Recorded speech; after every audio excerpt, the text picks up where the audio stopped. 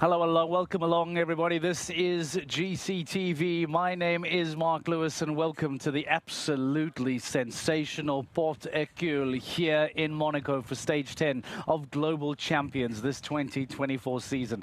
It is a remarkable day. There is not a cloud in the sky. It is in the late 20 degrees as here, 27, 28 degrees, a slight breeze as well. The super yachts behind us, this incredible tight pinball-like machine behind us, and it is going to be a fantastic afternoon.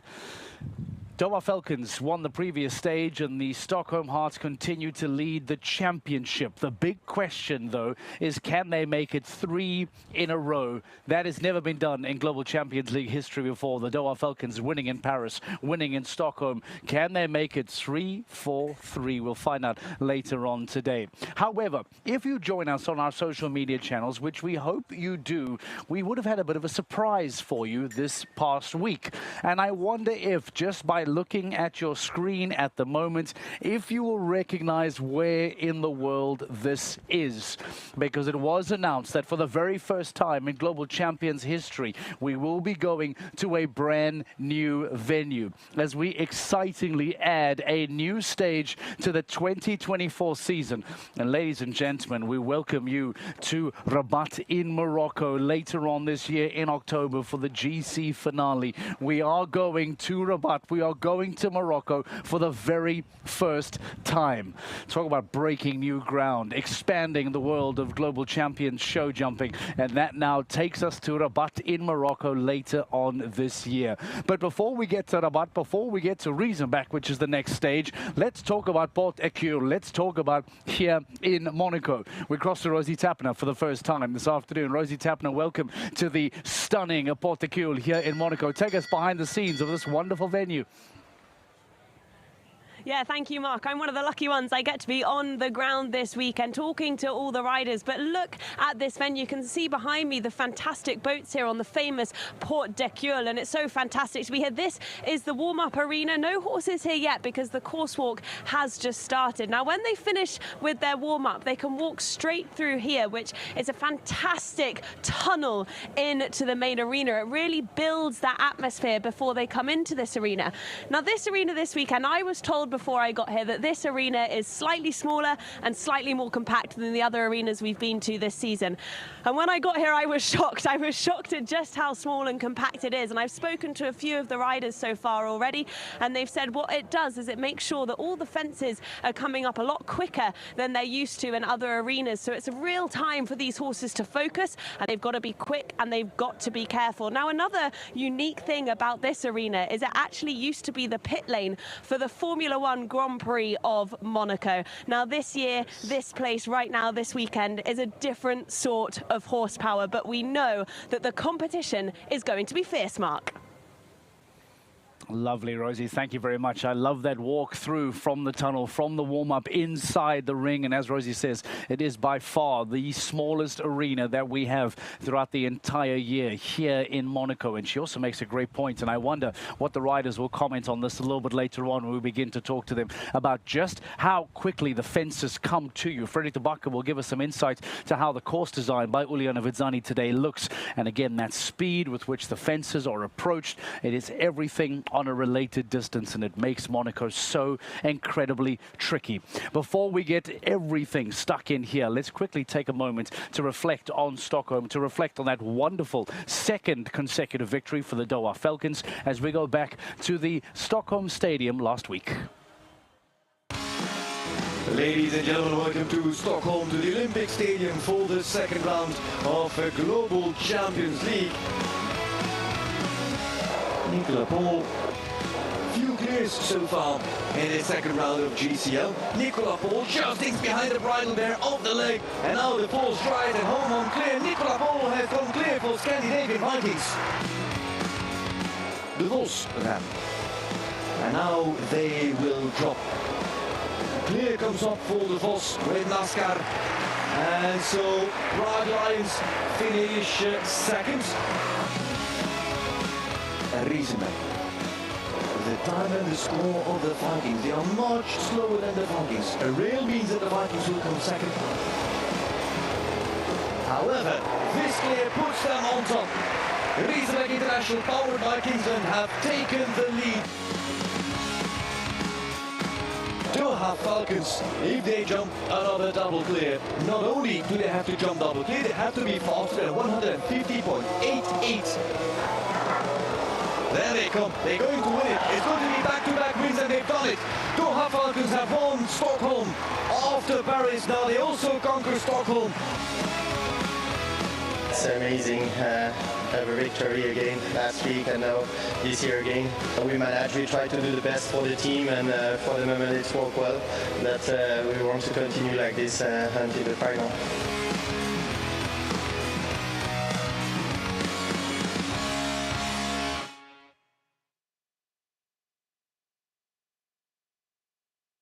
The hottest teams in Global Champions League at the moment. They will be ninth to come out today. Jérôme Garry, Simon de Lestre, the same combination that won it in round 2 in Stockholm, return for round 1 here today in Monaco. The big question now is, what do the rankings look like? Now that we have done with Stockholm, now that there is another victory for the Doha Falcons, what is the impact of Stockholm on the overall rankings? The Stockholm Hearts, powered by H&M We Love Horses, now hold a 6-point lead over the Doha Falcons, who have now jumped into second place. They have leapfrogged the Cannes Stars, powered by the Iron Dames, who now fall down to third. Riesenbeck International, powered by Kingsland Equestrian, your 2-time defending GCL champions, now find themselves in 4th place. And interestingly, you see quite a jump between 4th to 5th between Riesenbeck and Falkensmarth, and we'll get more detail on just how the battle for the top 4 is shaping up now after 9 stages of the 2024 season. New York Empire, powered by Lugano Diamonds, for the first time find themselves bottom of the table. The Shanghai Swans continue to struggle, and the Istanbul Warriors, powered by Carpe Diem, find themselves in 10th place on 124 points. That is a look at the current overall rankings of the Global Champions League, and there is a lot to unpack there. There are a lot of talking points between the top championship battle, between the top 4, between that chasing pack that are trying to get into the top 4, and we will try and give you some more clarity on all of that later on today. But for now, let's talk to the championship leaders. Let's talk to the Stockholm Hearts, powered by H&M We Love Horses, as we caught up with Olivia Philippat. The team are very much in front, but it was a tricky weekend last weekend in Stockholm. Where did it all go wrong? I think last week we made a fault of picking 2 unexperienced horses in the first round, which has put us back a couple of spots after the first round. We came back quite good second round, but I mean, there's still a couple of shows to go, and we just got to keep on going what we're doing before. What's the plan, and how are you planning on bouncing back this weekend? Well, I think this week we've got 3 riders, and we have got also very good horses here. So I think really we're confident of going strong this week and catching back some points. Which horses do you have this weekend? I brought Precious, she's only 9 years old, jumped in Paris, and I brought Legend of Love. In terms of your lead, it does increase despite everything that happened in Stockholm, but it's very tight at the top. Who do you think your main rivals are this weekend? I say again, Doha Falcons and probably the Cannes Star. I think these are very strong for the moment. But I'd say also Riesenbeck will come back, and I mean Prague Lions are quite good. So there's lots of options open for the rest of the season. I was going to say the rest of the season, the top 4 are quite tight at the top, but how much do you think that can change? Yeah, it all depends. If they're consistent, nothing much will change. But if some extreme results can always change things a lot. So that's our key, also try to be consistent, and we'll try to do it again this week. Fingers crossed you can do it this week. Out of the top 4, are there any teams that you're looking at that you think they might be a threat? Probably Madrid in Motion. They're a strong team, strong riders, and they're also towards the end. And for definitely also for Prague, not for Prague, for Ria this year. I think they're also always strong competitors. It's a different weekend, it's a different arena, it's a much smaller arena as well. How do you think you're going to cope with that?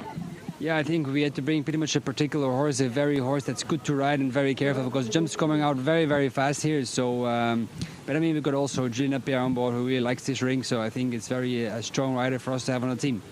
I wish you and the team the best of luck. Thank you.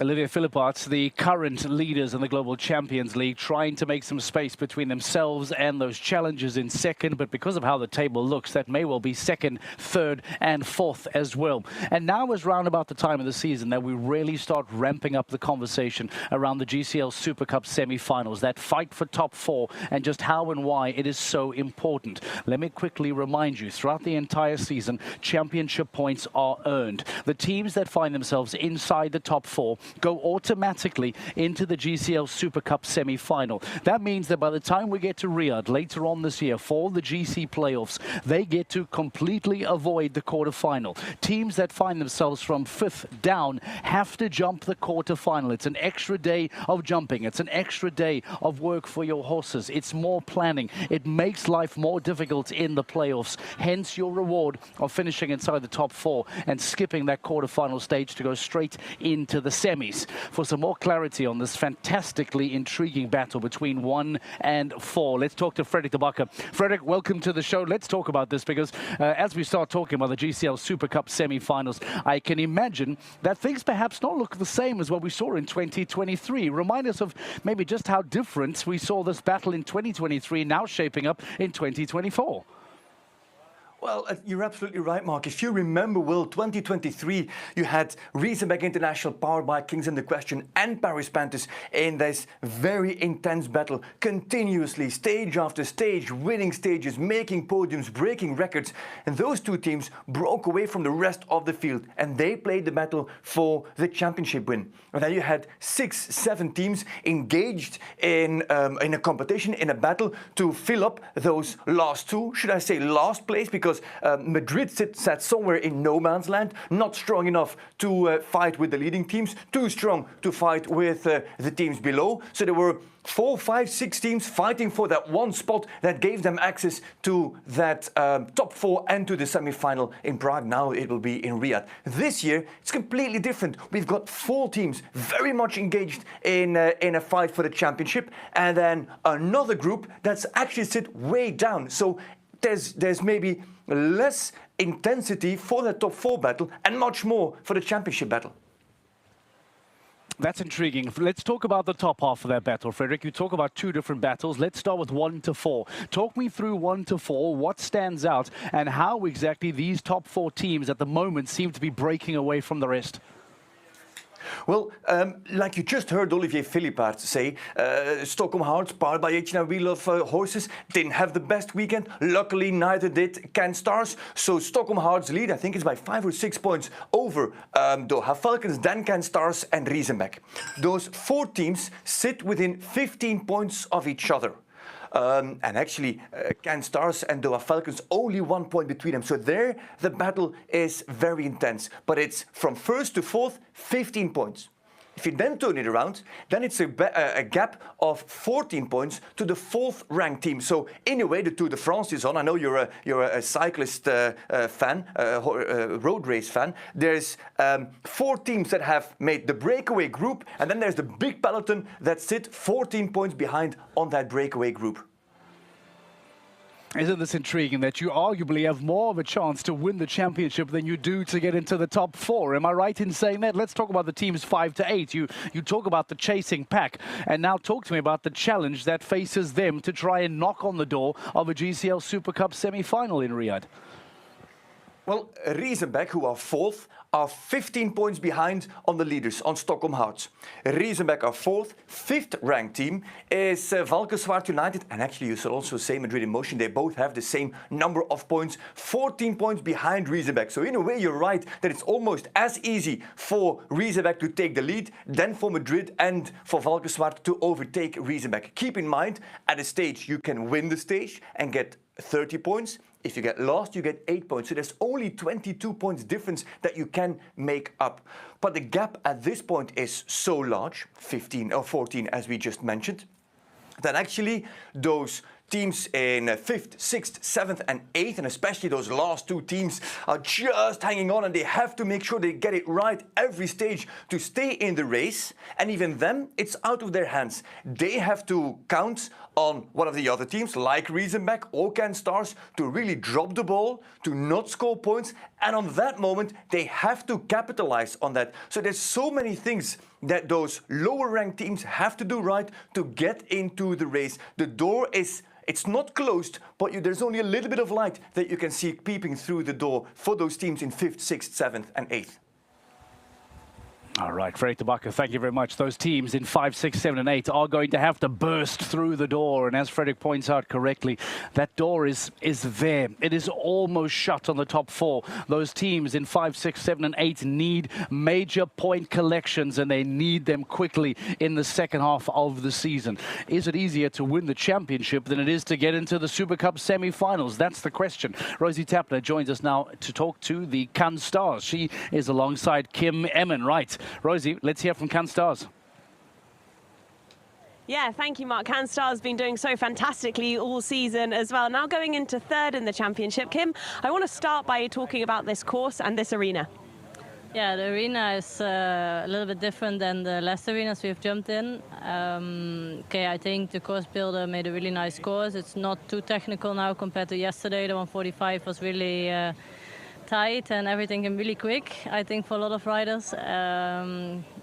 So I think today made a nice course for everybody to come a little bit in the rhythm, not too short lines. All the lines are quite nice to follow. It's a good start then for round 1 then, to have it nice and even for everyone. Talk to me about Stockholm though, because Cannes Stars didn't perform as well as they normally do. I know Jana brought in a young horse in high level 6. How are you going to come back from that this weekend? We have now in the first round Canturo from Sophie is also quite a young horse. Won already a few 145 classes, so the speed is definitely no problem.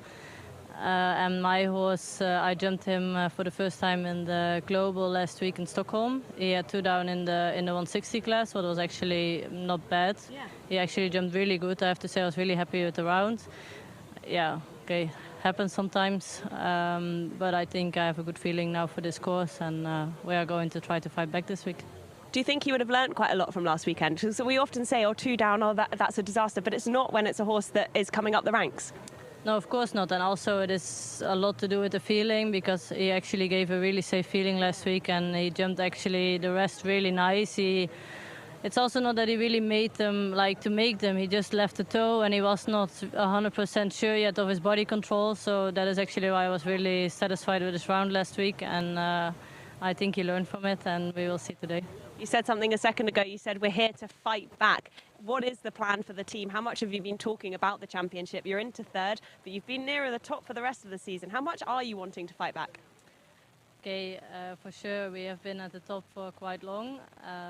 We had a few shows a little bit less. It's also to bring every week your best horse is also not so easy. And yeah, we have also Katrien and Natalie are now in Aken, and Natalie did good in the Nations Cup. Katrien did good in the first day, and then I am qualified for the Olympics. So it's also a lot of other shows around, and I think that is also what makes it a bit tricky for us as a team. But I brought my 2 good horses this week here, so I think we are making a good chance. Well, listen, we're very pleased to see you here this weekend, and with those 2 big horses, hopefully Cannes Stars can fight back this weekend, Mark. All right, thank you very much. Kim Emmen is a very, very cool character. Can I just point that out? I think Kim Emmen is a very, very cool character. Island VG jumping with Emmen. Cannes Stars, powered by the Iron Dames, will once again have Sophie Hinders in the side. Canturo will be jumping for her. They will be 3rd out of the gate today, as we give you some reflection on the starting lineup just at the bottom of your screen as the teams make their way out today for round 1. We thought this to be a great moment as well to put the spotlight on Nicola Pohl. She was outstanding in Stockholm, and we thought it would be a really, really good time to catch up with the new face of the Scandinavian Vikings. I think after a week I've realized it, and it's still special to me. All my family at home was really happy and celebrating, and I'm still very happy. To be on the podium with a rider such as Henrik von Eckermann, what was that like? It felt good. I felt like there was a little bit of extra pressure on me to do good. I knew he was coming after me with his best horse, and they're in outstanding form. So I just tried to do my best, and it worked out. I know he said to me actually that you put pressure on him by going clear. I don't believe that so much, but I think he's very good under pressure, and I was happy I was able to jump on the team, and it's good for my confidence as well, so yeah, very happy. You also contributed to their first ever podium, the Scandinavian Vikings. You really helped boosted them. What was the team chat after that weekend? There was not much team chat after. I think everyone was just happy. Geir Gulliksen was delighted, and that the Scandinavian Vikings were on the podium because the season hasn't been going so well so far. So we're happy. Let's talk Grand Prix though, because you did go clear in the Grand Prix. Just how special was that? Very special. It was my first clear in a 5-star Grand Prix, and it means a lot because I've built this horse up to this level, and he's just a special horse for me, and to be able to be doing this means a lot. I think what people don't see is all the hard work that goes into this and the years and years of jumping. How much does it mean to you when all this hard work pays off? I can't even describe it. There's so much behind it. The team at home, the staff, the whole crew, the family, my boyfriend Jan, my groom, and the other horses that support cats as well. So there's so much more behind it, that one special scene and moment. So yeah. You really are the new rising star. What are your ambitions for the future? I just try to be consistent at this level and keep going and keep pushing and try my best to stay.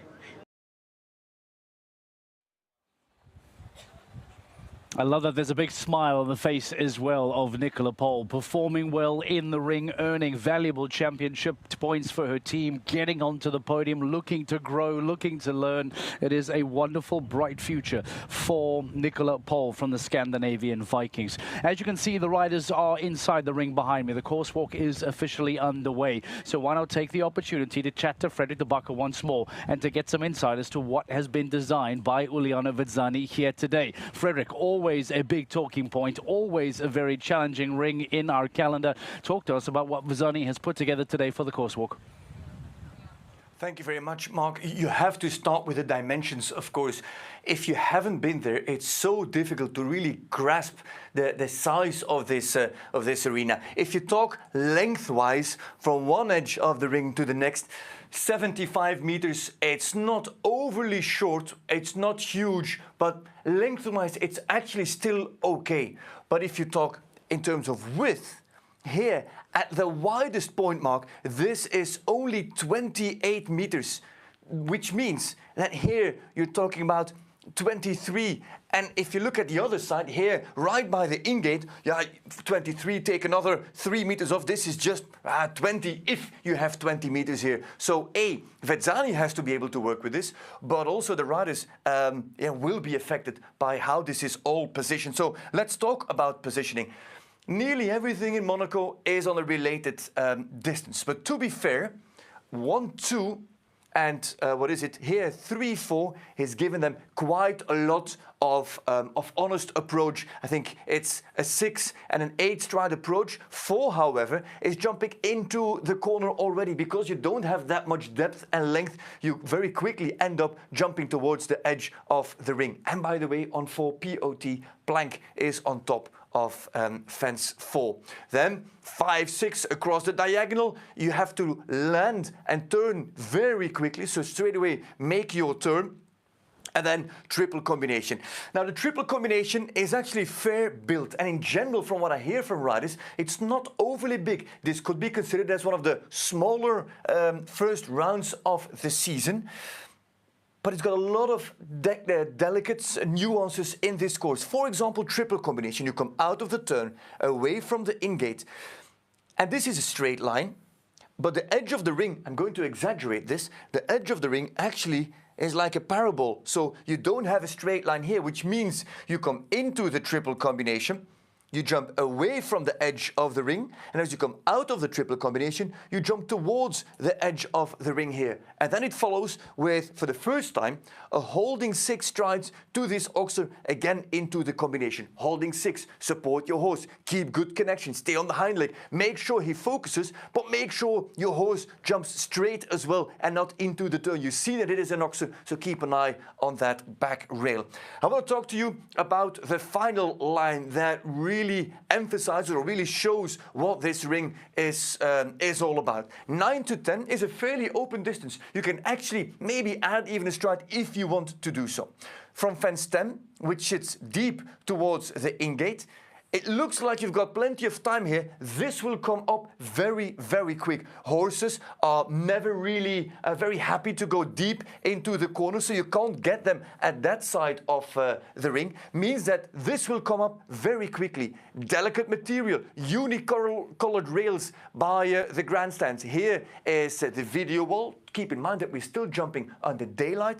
Says here 4 bounces, it'll actually be 5 strides to that final fence. So in a way, though you're jumping in 2 different directions, 10, 11 and 12 are all connected. And did I mention that fence 10 is the second fence with a plank on top. Not the highest, but probably one of the more difficult courses of the league so far this season, Mark. All right, Freek de Bakker, thank you very much. And he makes a good point that he talks about natural light being the first round, because let's not forget that later on tonight, even though it's a very late sunset, the sun will go down, and all of a sudden we start talking about floodlights coming into play, and it becomes very, very intriguing here to try and squeeze this in as the natural light starts to fade down over this Monaco ring. Let's talk about Rome Gladiators, powered by ClubMyHorse.tv. They'll be the very last team to come out. Michael Duffy, Richard Howley will be the last 2 men to come out for Rome Gladiators. Rosie Tapner alongside Richard Howley. We always love getting a rider's perspective on the course, and alongside me now, Richard Howley from Rome Gladiators. First of all, how are you and how are you feeling for this weekend? Good form, yeah, it's hot today, so we're sweating, so hopefully we have a bit of luck on our side today. We have a couple of horses. Michael has 1 young horse, and my horse is going to have a bit up against it this round. It's a bit big for him, but I think he's capable of doing it, and yeah, look forward to it. Well, let's talk about some of the lines. I know you said this was probably the toughest line on the course, so if you can walk it with us and tell us what you're thinking. Yeah. So why is this so tough? So you've just come out of the triple. Yeah, well, straight away you're going to a skinny oxer. As you can see, it's built into the turn. Naturally, your horse wants to shoot to the left, and it's a bit of a flat distance. So on takeoff here, half of the horses will maybe see a bit the crowd and go slightly left. The course builder is very smart what he's done there. He's really using the background of the jump to cause problems at the jump. So the most important thing for me anyway is to make sure I'm not too fast up to the front pole, and I keep holding my right rein so I jump this oxer straight. Worry about turning after I land. I was going to ask you, because you've stood here for the takeoff, but that to me seems quite far away. For a jump like this, do you want to get in deep or do you want to be further out? All depends on your horse. My lad is definitely better with a bit of room. In terms of the horses then, I know that you've just said Michael Duffy's obviously bringing in B Sky Hawk, who is a youngster, only 8 years old. In an arena like this, do you think that's going to be a struggle? No, Michael's a very talented rider and he knows what he's doing. I'm sure he has a lot of belief in his horse that he's bringing in today. Of course, it's a big task for big ask for an 8-year-old horse, but I'm sure he's well capable of it. It's going to be a tough course. It's going to be a fiery competition as well. Thank you so much for walking us through it. No problem. Thanks a lot. Back to you, Mark, in the studio. There we go. We've walked a line. We're going to a skinny oxer as well at the end of it. It's going to be a tough course. I can't wait to see how they fare. Thank you very much, Rosie Tapner. Catching up with Richard Howley, who will be jumping Mancini later on today, and Big Sky Hawk with Michael Duffy, as Rosie says, just 8 years of age. There is a big challenge for you. The 8-year-old grey, just 8 years of age, in this tight ring in round 1. Let's see how Michael Duffy can get the grey around this ring later on. However, what about the Doha Falcon? Surely all of the attention is going to fall on the back-to-back winners here in the Global Champions League in 2024. Need I remind you that no team has ever won 3 back-to-back-to-back stages on the GCL. Doha Falcons win in Paris, Doha Falcons win in Stockholm, and here they are just a couple of days later in Port Écule in Monaco, looking to make it a famous record-breaking 3 in a row. We sat down with Jérôme Guéry to find out their chances. Well, a team that have been sensational at the moment is Doha Falcons, with 2 wins in a row, and one of their team members alongside me now. Jérôme, it's been a bit of a whirlwind the last couple of weekends. Can you describe it? Yeah, it was amazing for our team. We are really exciting to be back here and try to win 3 times in a row. That's we won 3 times in a row. It's already something really special. But we want to continue like this if it's possible. Well, no other team has ever done that in Global Champions history. But I know that championship is also something you're thinking about. So is this weekend about going for that 3rd, or is it more thinking about the championship? Yeah, it's both. Of course, when you go to the show, we want to do the best, and well, the best is the victory. And when you did 2 times, you know that it's possible to do 3rd times. And also for the championship, the full result is really important. Now we are 2nd for the moment. We come for 5 2 weeks before, and now every week better and better. That's still 1 step up to go in the 1st place. It's not. Yeah, you make it sound so easy. It's just 2 up, off we go. You're such a brilliant team, not only competitively, but I can see that the friendship is growing and growing. How has that been to be in such a team that really get along with each other? Yes, Simon is one of my best friends. I'm really close to him, Julien also. It's really nice to be in a team all together, friendships like this, so close, and to share the podium. You know, that's normally it's not possible. If it's not in the global, you cannot share with your best friends the podium. That is really nice to have this complicity with the friends and makes some podiums. The championship, how realistic do you think it is for you guys to end up on that top spot? Honestly, we spoke about it already. That's the goal is try to stay on the 4 first to have the possibility to go to the half final straight away. Is there any worry about Riesenbeck and how they are also progressing? Yeah, Riesenbeck, we knew that they are really strong last year. They won that they were really strong. We know it's also Stockholm. They have new riders just coming. Julien is a friend of us. We wanted to have him in our team. But, Did you try? Did you try and get it? Yeah, but okay, we were already good riders, and okay, we have no spot for a rider like him. Okay, always nice to have him in the team, but it was not possible. I think Stockholm give a little bit more than we can do. Let's talk this weekend then. I've got you the cards, and I want you to lay out where you think. We've also got the horses on the back for you and who's competing. So who do you think realistically this weekend is going to end up on top? We'll go top to bottom. The top. I'm glad you picked that out straight away, Jerome. We are here for it. We will try to win, of course. Second, I'm a gentleman. That's I will put the girls' teams. Nearly a gentleman to put them second, so nearly. Yeah, but okay. And then I think Stockholm are really strong with the new riders. With Julien Payat is coming. Well, they had a hard weekend last weekend, though. Yeah, but okay. And then Riesenbeck, but perhaps it will be completely opposite size. But it was my dream result for this week. This is the dream result for this week. Also, you kind of need Stockholm Hearts to come a little bit lower so you get those extra points because they are just a little bit in front of you. Yeah, exactly. If they can be 3rd and we stay on the top, I think we have enough points to pass over.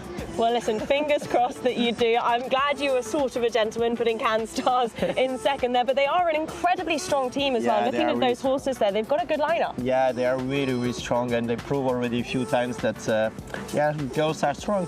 They could be chasing you. They could absolutely be chasing you. Well, listen, good luck to you and the rest of the team for this weekend. That is the Doha Falcons. Can they be the first team ever in Global Champions League to get 3 in a row? Let's see. Doha Falcons will be 9th out the gate today, searching for that record-breaking run today. Jérôme Guerrier, Simon de Lestre, the combination that won it for them in Stockholm barely a week ago, returned for Global Champions League round 1 today to try and set up that victory here at the Porticule later on tonight. If you want to get involved in the show, as always, we encourage you to reach out. We encourage you to find our social media channels, to send us some questions that maybe we can give to the riders as the champions tonight of Monaco. The winners tonight of Monaco will be here in studio with me later on. Go and find us there, GCL_official, or if you want, just go on and snap the QR code there on your screen. It will take you right through to our page. Get involved in the stories, talk to us, send us some questions, and we will try and bring your question into the show later on tonight. This is GCTV. My name is Mark Lewis. This is stage 10 of the Global Champions League. Thank you for joining us. Let's go inside this fantastic ring and get ready for Global Champions League round 1.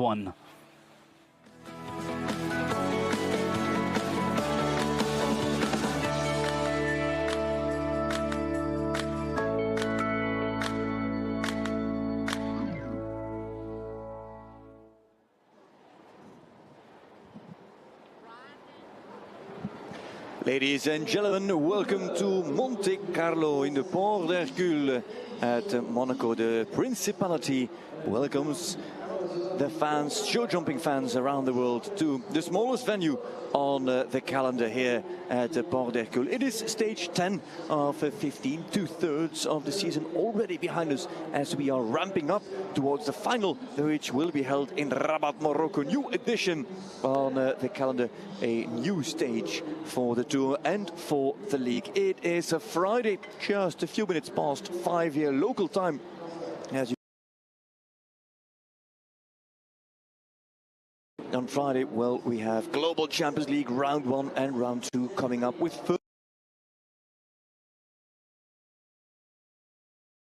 buzzing Principality.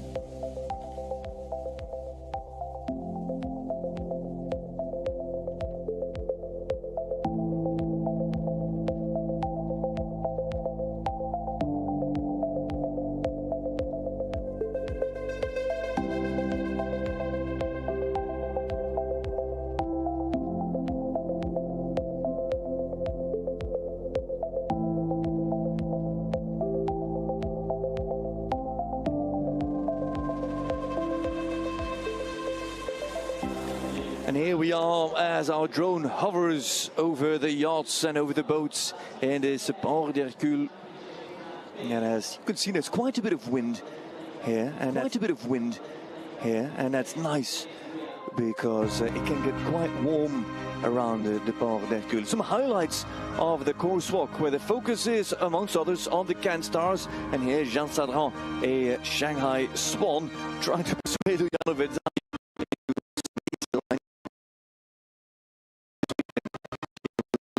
Technical. They are in second, they are aiming at a third consecutive win, and no other team has ever won 3 stages in a row. And could that be a first for the Doha Falcons? If they would do that, I believe that they would jump for the Doha Falcons. If they would do that, I believe that they would jump straight to the top of the league. They are 6 points behind on Stockholm Hearts. Only if the Hearts come second and the Falcons win, then the Hearts stay in front. But if the Doha Falcons would break that record and would make it for the first time a third consecutive win, and if the Hearts don't come second, well, then the Falcons have taken the lead. And then I should watch back how many different leaders that we have had over the season so far, because we've had a bit of a roller coaster for plenty of teams. This is the start list of individuals. The first 9 riders, including Janne Meyer with high level, who stands down from Cannes Stars. Also Armand with Cindy, less experienced and so not competing on Shanghai Swan. Smith also not competing for New York Empire. And there from Jean Sadran and Max Kuhne will already dive into the teams, with Cosmo and EIC Cooley jump the queue.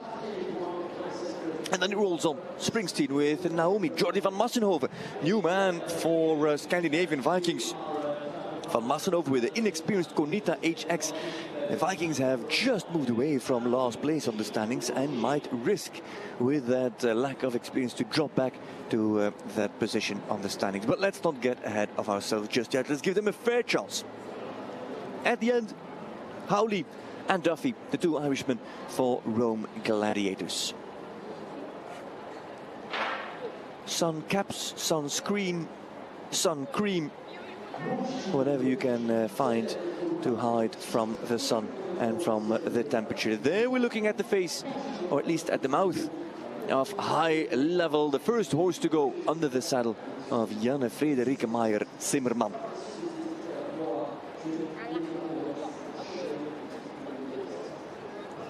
As we hover over this well, unique piece of land, that's the only way you can call it. Here, the Jumping International de Monaco. And Janne Meyer is first. The girl, the lady, the rider from the Hamburg area. On this high level, who is actually a Holsteiner. Hamburg is also in the area of Holstein, up north in Germany.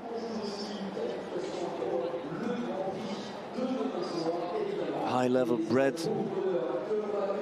by Jens Hauschild. Started by Livello, this mare, out of King Milford, that's Thoroughbred, and then Carthago Damline.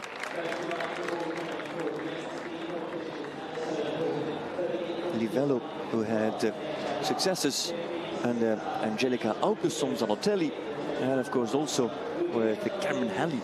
And some might sometimes forget that Livello also jumped the World Equestrian Games for Turkey in Lexington, with the Kagri Basel.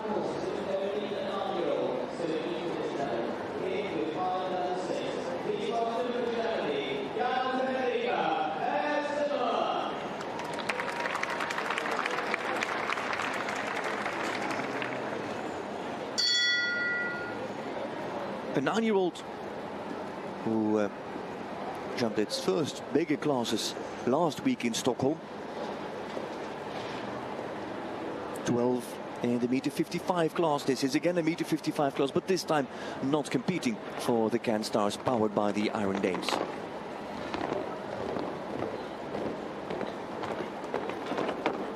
Eight strides from 1 to 2, holding 8 as a matter of fact. Some time to come out of the turn.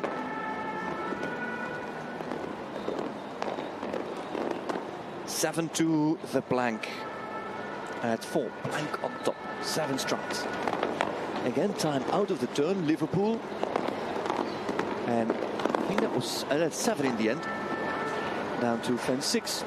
And now it gets interesting. Triple combination. Not much rhythm coming in. Luckily, it's vertical to come out. And then a skinny oxen. So there's not much width on that oxen. Single standing, fence line, 1. Oh, there it rolls. Very light fault. Another plank here by the in-gate. And then this comes up fairly quick. But now that I see it live, there's actually a bit of room. 1, 2, 3, 4, 5 to finish. And then it's 1 down with a time allowed of 72 seconds. She's well inside the time allowed. Jana Fredrika Meyer-Zimmermann with high level, who, as mentioned, jumped the meter 55 class, the first round of GCL in Stockholm. And now does manage to produce a better result here in Monaco. With this replay, you would have the feeling that there was a touch of hesitation at the takeoff. It also feels that she's a fraction long to fence 9 from that camera angle.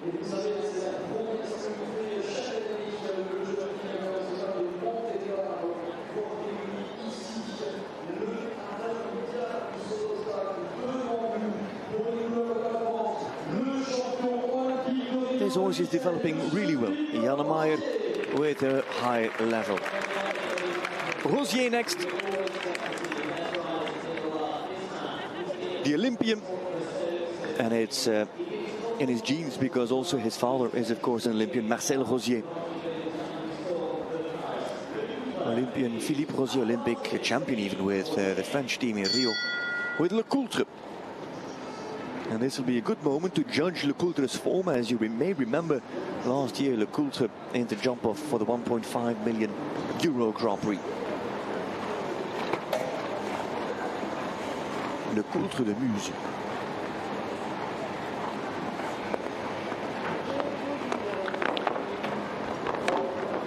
Oh! First stance goes.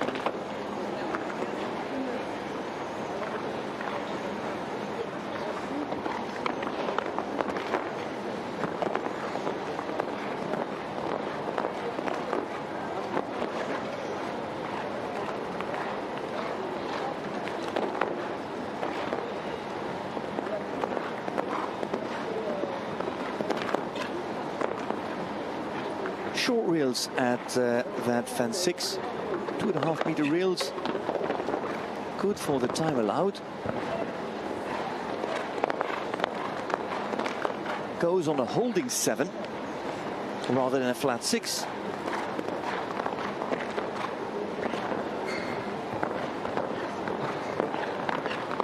And this is a flat jump, and then you get a lot of jump, and he leaves that blank standing. Is powerful enough, that Le Coultre de Muse.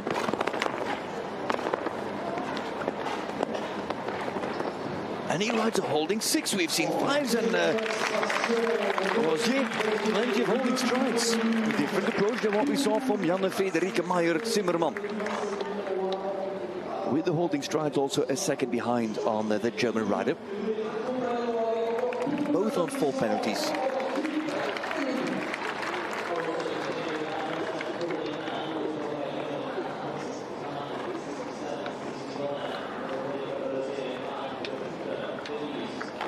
The logo of the Laiterie de Montaigu.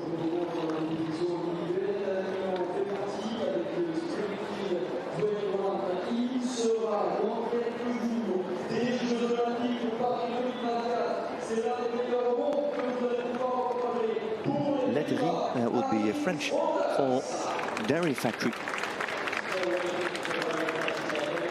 And in support of Rosier, back in the day also supporting Julien Payat.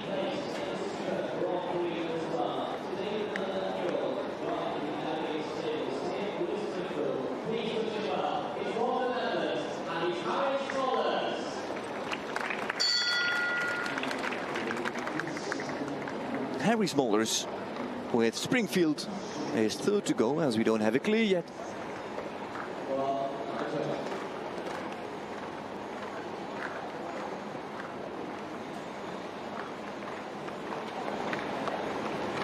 Springfield yesterday showing great form. Aim was just to meet the 45 class, that is true. And now he shoots forward at the Oxer. Slightly unexpected. Black rails, black gate. And it's always difficult to say or to see, wow, that's a fantastic turn. Whoa, what a rollback from Smolders. And it's always difficult to judge with how much leg riders ride. And if such an action jumping forward is from the horse or too much pressure from the rider.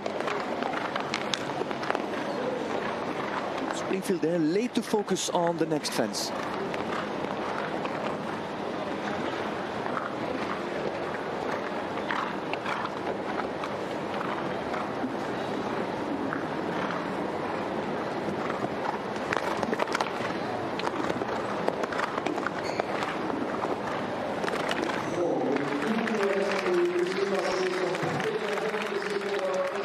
That is also rounded 4 penalties, and Smolders, with traditionally his tight turns, is a second faster than Janne Frederike Meijer-Zimmermann, and so they take the lead, Harry Smolders and Springfield, with the jumping fault at very early at fence 2.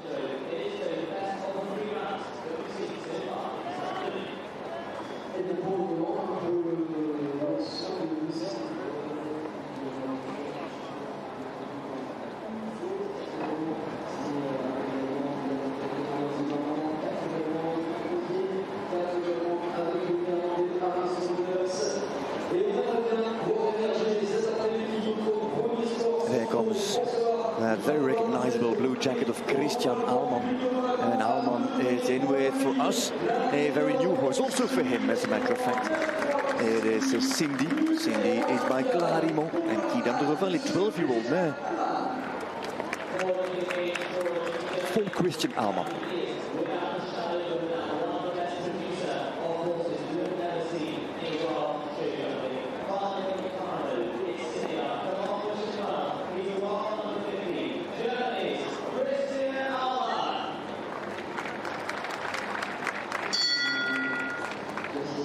Cameron Hanley, back in the day, rode Slim Bim, if you may remember. Well, this is a little sister of Slim Bim. Dietmar Rolling is the breeder, and was previously shown in the sport by Louise Simpson. And this is only their first show weekend together for Alman and for Cindy. Yesterday, clearing 4 in the 2-face class.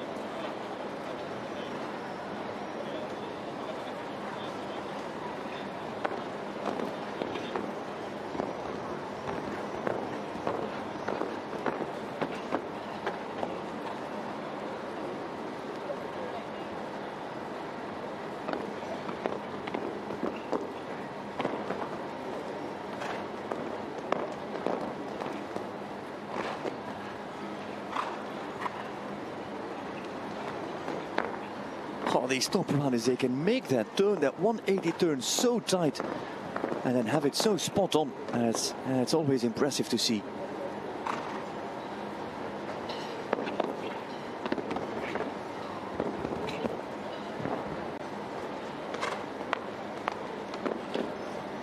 He goes on 6, others have done 7.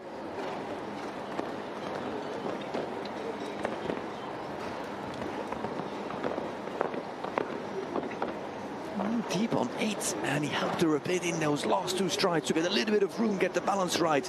Alman, first clear might be coming up. He's good for the time, and Alman is clear. The meter 55 class is behind her.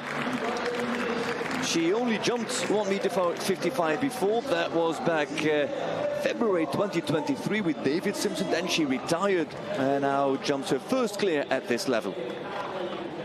Christian Alman with Cindy R.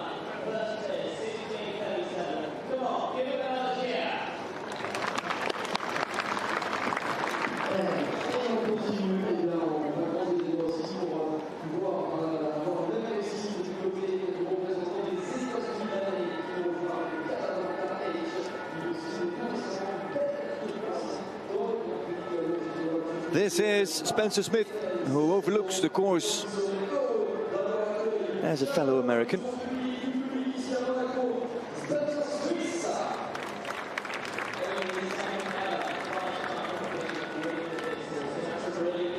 Wilton Porter on Kiss and Cry, Spencer Smith in the ring with Casablanca.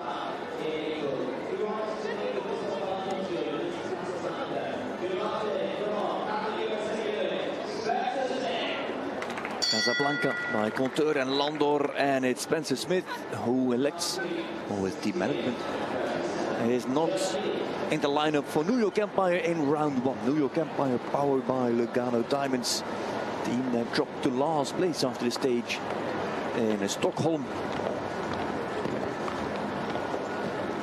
And a place that they want to avoid as quick as possible, to move away from as quick as possible. Smith with a fast start, but the early rail at 2. 4 points behind the Scandinavian Vikings, by the way.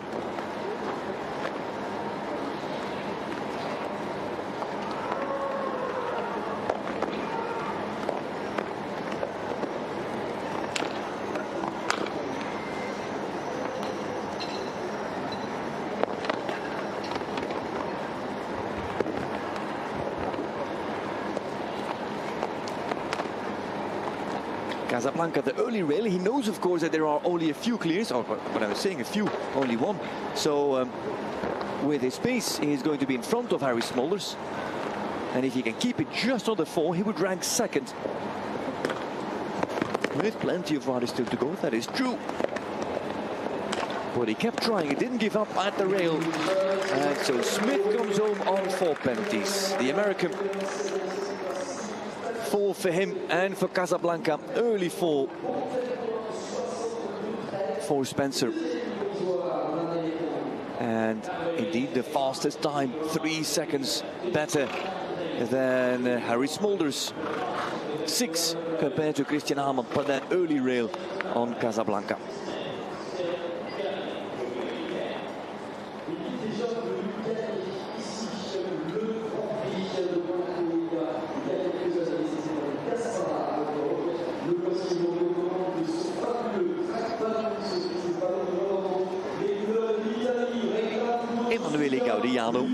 Goes next, he's on Kragbaloo, and that makes him the 6th of 9 individuals.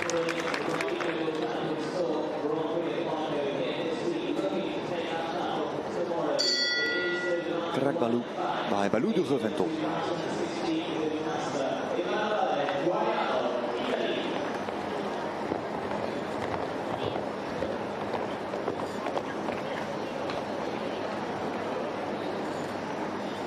Good turn.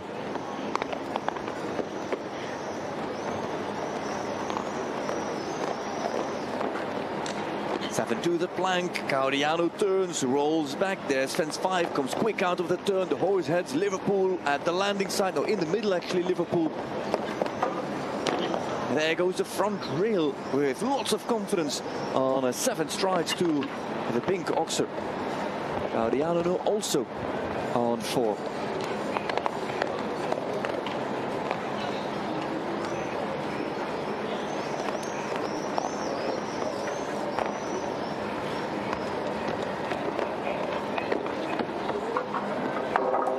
The plank. Invert stays low at the plank. And so Gaudiano, the first one on 8 penalties. And finish for the Italian. 65 seconds flat, 8 penalties. He is 6th as we speak. Emanuele Gaudiano with the crack baloo.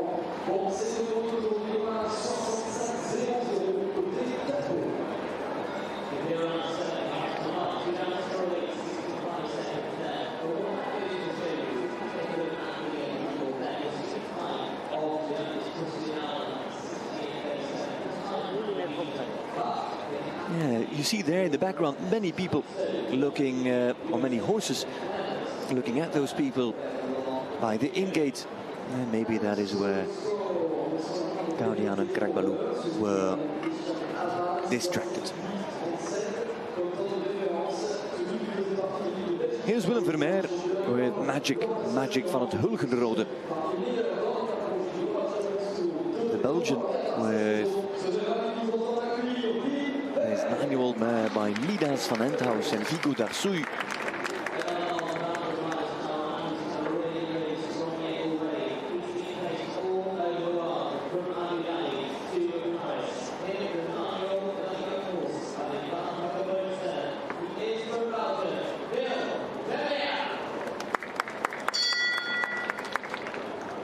There's his wife, Caroline Bongaert, who was an international rider herself.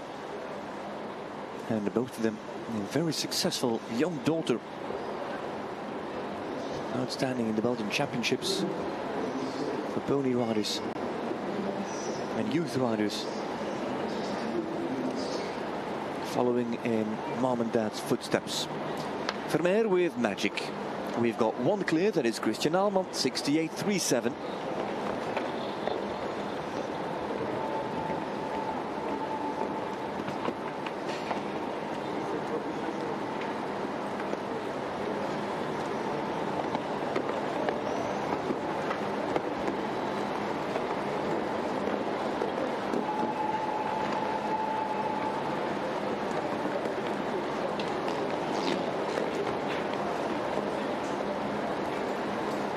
Takes his time. Vermeer is not playing the game the way Spencer Smith tried to post a fast time, but just like Gaudiano, the big rail rolls for Vermeer, who came quite into that line, had the outside bend and then found himself probably a touch too deep.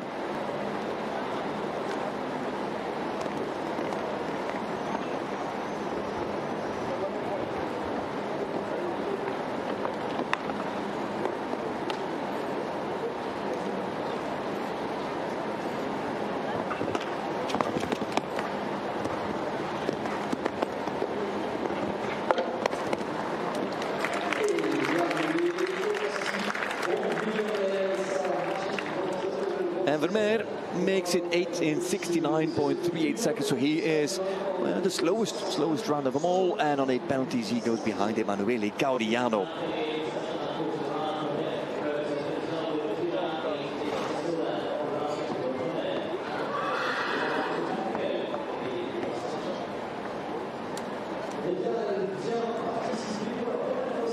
Stretching and maybe misjudging that width of the Oxo in this meter 55 class for Magic van het Hulgenrode and Willem Vermeer.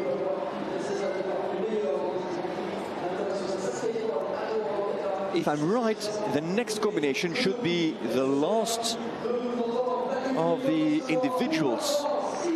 She was supposed to come in a bit quicker earlier, but then the horse pulled the horseshoe. Very need to attend to it, obviously.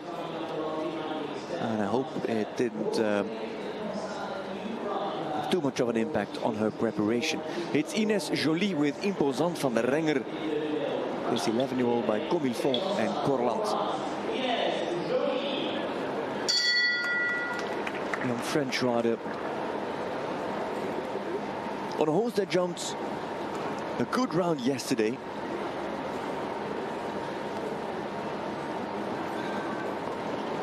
horse with a very fitting name. Imposant van der Renger. By Comme il faut, as mentioned. With some good results at meter 60, actually. And yesterday, 4th in the speed class.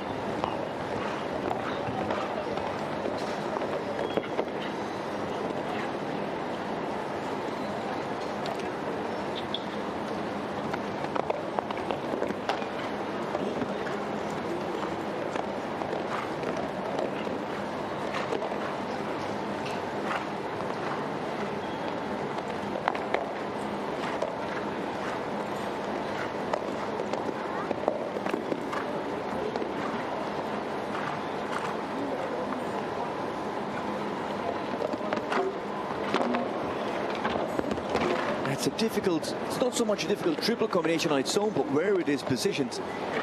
A few horses now that land on the back wheel, maybe having one eye on the crowd. I hope you can appreciate it, you can really see how close the crowd is actually standing to that triple combination. If they stick their hand to the gate, they might even be able to touch the horses. Ines Jolie. Imposant in time, 12 penalties. With mainly faults in that triple combination for the young French rider, Ines Jolie. And Imposant van der Renger.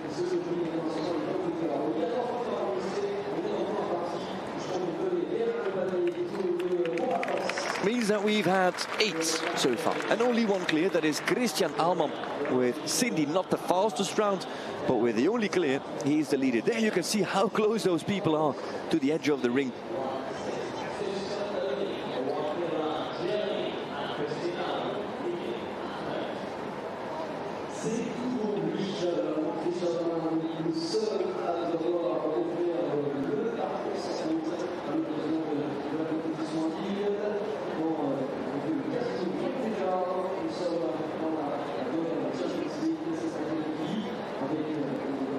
A small ring, and if you look at this drone shot, and you've seen the Formula 1 Grand Prix of Monte Carlo a few weeks ago, it is very recognizable. 8 have jumped, and Aalman is the leader as we speak. And we await the last man. That should be Grégory Wathelet, who also had somewhat of an incident.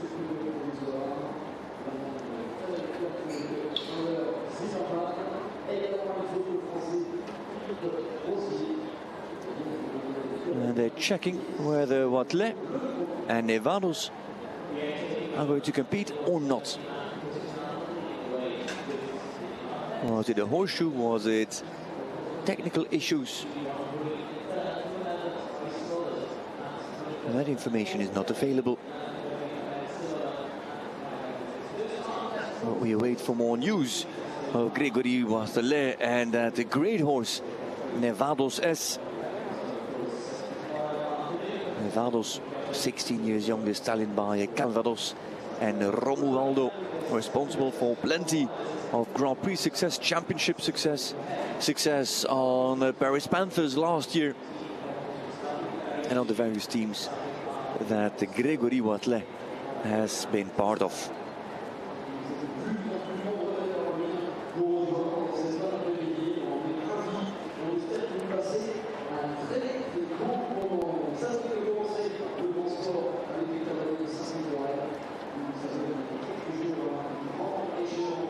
That's a premium seat to watch over this Grand Prix, and that is the... Is it the Casino or the Hôtel de Paris? I think it's the back end of the Casino de Monte Carlo. Actually, fence 4 is dedicated to... no, fence 5 is dedicated to the Monte Carlo Casino. This is the standings. That means that Wathelet will not compete. Aalman leads as the only clear after the first 8. Aalman, Smith, Smolders, Meyer, Zimmerman, Rosier, Gaudiano, Vermeer and Ines Jolie. In what is not an overly big track, but of course with some technicalities, some delicacies. And I think delicacies is the wrong word, but with delicate fences and with some optional lines on this course. Alma leads. Now we have got 28 still to come. That means the 14 teams with their 2 riders and horses here in Monte Carlo, Monaco. Global Champions League round 1 is about to start in a minute or 5 live here from the Port d'Hercule. Don't go too far. We'll be right back with the first round of Global Champions League at stage 10 of this season.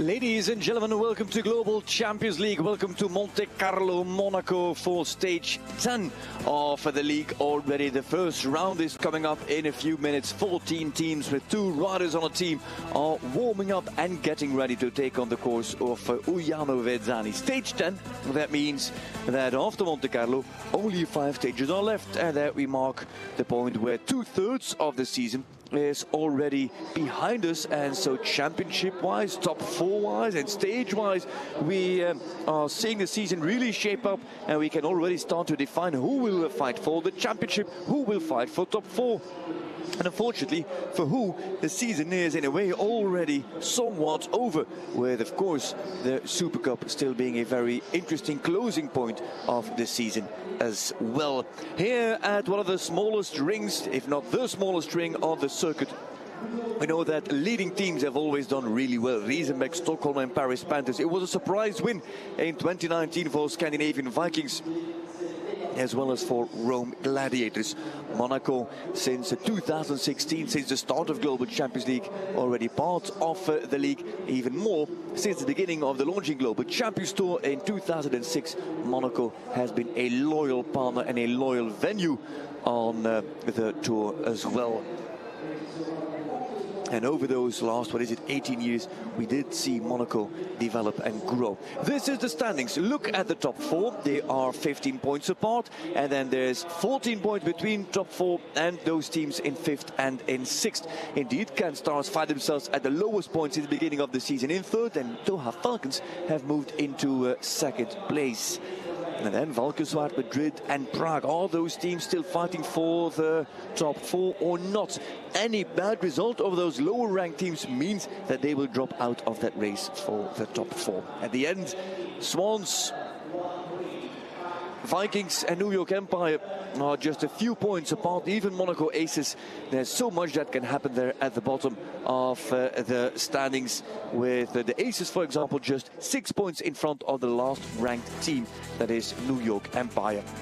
Over the Pont d'Hercule with its boats and its yachts that seem to have gone out to sea, we have a look at this arena. 28 meters at the widest point of this ring. Is that a very, very special number that just shows how tight and how narrow this arena actually is. It is the first line with an 8-stride approach to all black rails at fence 2. Then away from the in-gate you have quite a long loop, a long rollback to fence 2. That is the Oxer of launching Global Champions Tour, followed by 7 strides to the first plank. In the launching vertical into the corner, there is a plank on top. And then if you want to be competitive, you can make this turn as tight as possible. If you go wild, you'll ride 2 or 3 extra strides, but if you really hug that fence 8, you can make this a really tight line. Next, depending on how you jump that fence 5, you've got 7 strides, some do 6 to the Rosé Oxer. And then entry of the triple combination, right by all those people, by all those crowds. It is Oxer 2 strides, and I think it's actually 1 stride. Oxer vertical, vertical. Indeed, here it is confirmed. 8 meters from the Oxer to the vertical, and then 8 meters 30 from vertical to vertical. Not overly tall. Coming in is 1 meter 50 high, 155 wide, and the 2 others are 155 and 155 tall. Do you do a flat 6 or do you go outside with a holding 7? That's a question that is an option. Roll back to 9. There's quite a lot of time to approach that Oxer. And a steady gallop where you can also add a stride if you want to the green vertical with another plank on top. Go deep and win time. If your horse falls inward, you meet this double combination very quickly. The vertical to Oxer with 8 meters 10 to start, and then it is 5 strides in the line to fence 12, and 12 is the final fence in this course of Uiano Vezzani, with a time allowed of 72 seconds, which is just as important as the fences and their dimensions. Not overly big is what we hear, the feedback from riders and horses. Not overly big, but delicate. And from what you see on the course plan, he didn't build the fences too deep or too quick coming out of the turn. So they do have a little bit of time to organize themselves. I am quite convinced that that will be different for the second round. The Swans go first, where Jean Sadran and Max Kuhner, Cosmo and Cooley. The Swans in third, last at the moment. Last are New York Empire, powered by Lugano Diamonds, with McAteer and David Will. Third team is the third team on the standings, Hinners and Kim Emmen for CanStars, powered by Iron Dames. Valkenswaard United, Lazarus alongside his idol, alongside John Whittaker. Everybody's idol. Valkenswaard fighting for top 5, top 4. Riesenbeck International with McMahon on that Cornes that he got to ride just recently, and Schulze Topov on his reliable Carla. Monaco Aces, powered by a line of Porches with Levy and Cotard, both of them looking for their first clear in the league. And then it's Stockholm Hearts, powered by H&M, with Springsteen on the competitive, Naomi and Philippas on the young but talented Precious. Scandinavian Vikings, last week their podium. Paul is back on the team with a newcomer, Jordi van Massenhoven. More about them later. Can they make it 3 wins in a row? That would be the first team ever to do so. Doha Falcons with Guéry and with De Lestre. Then Madrid on the same points as Valkenswaard, but ranked below them in 6th with Van der Vleuten and Bost. Mexico Amigos newcomer Turturiello alongside Giacomo Casadei, an all-Italian lineup. Bruinseels and De Vos make an all-Belgian lineup for Prague Lions, powered by Czech equestrian team. Skau and CIE, their go-to combination, Istanbul Warriors, powered by Carpe Diem. And then the final team to go, Rome Gladiators, powered by ClateMaHorse.tv, an all-Irish lineup with Duffy and Howley on their roster.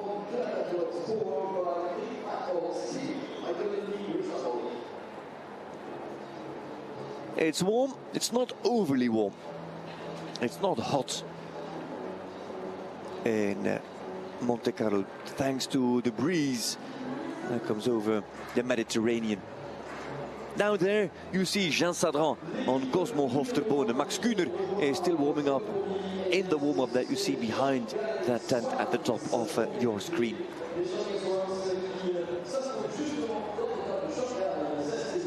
Jean Sadran with Cosmo.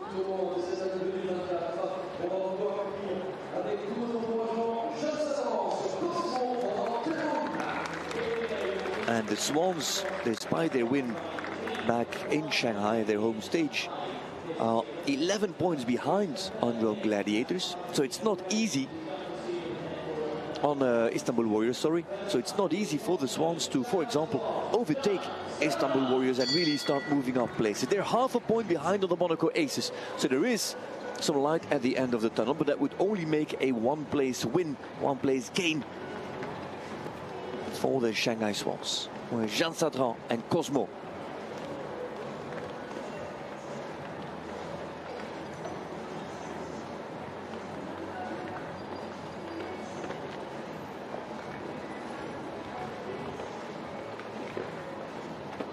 Eight strides to 2.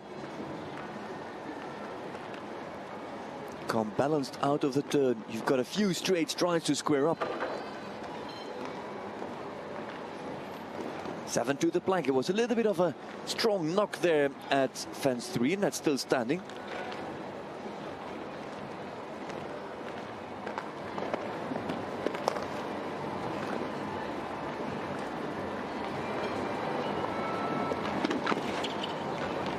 Just over the back rail, and then well ridden through the combination.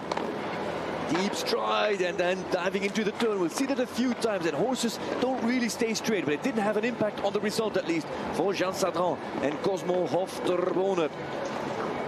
Sadran 1 clear out of 5 rounds. Good for the time allowed. Pushes him out of the combination, lands on the back rail. You could see the body language and the effort from Jean Sadran, feeling that she got the short jump over the upright rather, and that she did quite the push to get out of the combination with Cosmo van Hofterbone. If you come with a low rhythm out of the turn and a deep stride to the vertical, all of a sudden you are stuck, not just for the vertical, but especially to come out of that combination to cover the back rail of that oxen. Jean Sadran and Cosmo Hofterbone.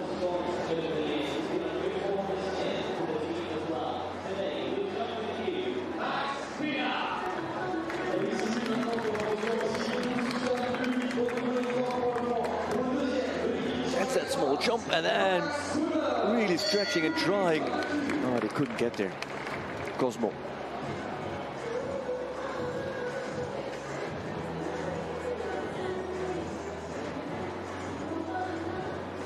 Mom and Dad in sync with gestures and energy. To Kuhner.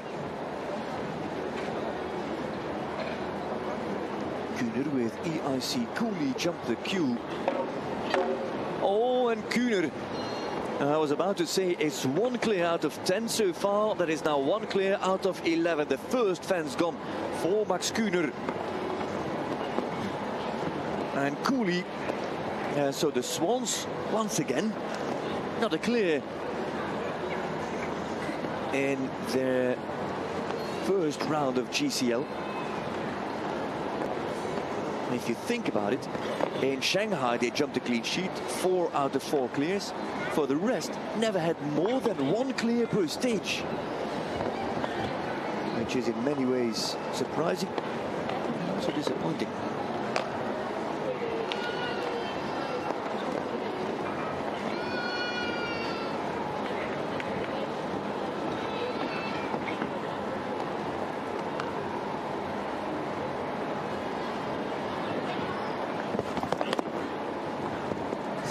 Seconds time allowed. Max Kuhner, that first fence with EIC Cooley jumped the queue. That is 4 and 4 and makes it 8 for the team for Shanghai Swans. And again, not the best start. What else can you say? Not the ideal start for the Shanghai Swans. 4 for Jean Sadran, 4 for Max Kuhner, and they find themselves on 8 penalties going into round 2 later on tonight. New York Empire, powered by Lugano Diamonds, are next into the ring. There is their music. Jody Hall-McAteer and David Wild are up next. If you want to watch the rest of Global Champions League round 1, sign up for your GCTV live pass right now. Come and join us in the Porte Écule and come and watch the rest of Global Champions League right here in Monaco.